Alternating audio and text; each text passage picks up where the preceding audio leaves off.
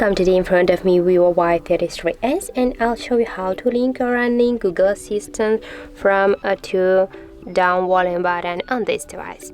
So first you should go to the settings and scroll down with your finger to the shortcuts and accessibility.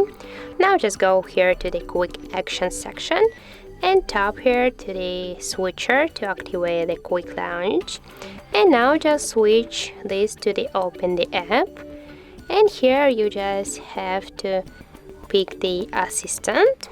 And now we'll try to launch our Google Assistant with the down volume button here on the right side of your device. Just press and hold for a while and use your pattern. And as can you see, we can just use our Google Assistant right now. And we'll try that one more time.